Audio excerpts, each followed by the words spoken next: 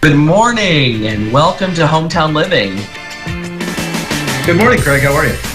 I'm great, thanks. I'm afraid I'm going to butcher your name, so I'm going to let you say it. It's Alok Trivedi. Well, welcome to Hometown Living. And you're here to talk about how we can kind of maintain some balance and not get so stressed out during this time of isolation, right? Yeah, it's so important right now to really be able to manage our stress because it can lead as a precursor to potentially leaving ourselves susceptible to any type of conditions, diseases. So managing stress right now is one of the most important things we can do. And what are some tips that you could give us? You have an acronym, don't you, that could help us kind of through our day? Yeah, I think it's important. I call it Serpa, right? Like you lead up a mountain, you need a Serpa to climb up the mountain. But I call it Serpa, and the first thing you got to do, Craig, everyone's got to do this, is we just got to slow down. With all the things that are coming at us so fast right now, it's important that we slow down and just kind of take a second to regroup. Second thing I would say is you got to inspire. When you slow down, you take a deep breath.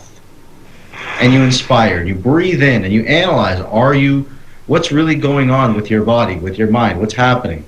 Third thing I say is that you reframe whatever situation's going on. You reframe whatever stress you're in. Because is it negative, is it positive, is it true? We don't know, so you reframe it. Fourth in the P is that you get present. Without thinking about what everything will mean down the line, just get present. And get focused on this current moment and what's going on. And then look, if you're stressed out, if it's causing you chaos, causing anxiousness, anxiety, then maybe avoid trying to feel that for the moment as we're going through this COVID crisis. Right. I like the Serpa. That's a good way to keep it fresh in your mind. Mm-hmm. And as you were talking about that, I was trying to be present, and I do think that that's really great advice because I feel like I do that as I'm navigating being at home, and things obviously aren't as maybe as important as you think they are in that moment. And so to take a step back, take a deep breath, reframe it, put it into context, I think that's excellent advice. So thank you for that. We've been talking to a lot of people over the last few weeks about ways to help manage and help kind of live this new normal. One of the things that you could maybe help us with is you have a book you wrote, Chasing Success, right? And tell me a little bit about what that's about. So Chasing Success it's a fable. It's a story about what it means to someone to chase success and the stresses, the anguish, the struggles that they go through, and what it does to their mind, their body, their life, and how it's a journey of this guy trying to find his own self through the process, actually. And it shows the impacts of not managing stress effectively. And that book is available to us on your website? Yeah, you can get it on ChasingSuccessBook.com, or you can go to Amazon, which sells everything, so you can get it on Amazon as well. We do love Amazon. Yeah. And you are the founder of an organization. Tell us a little bit about that work.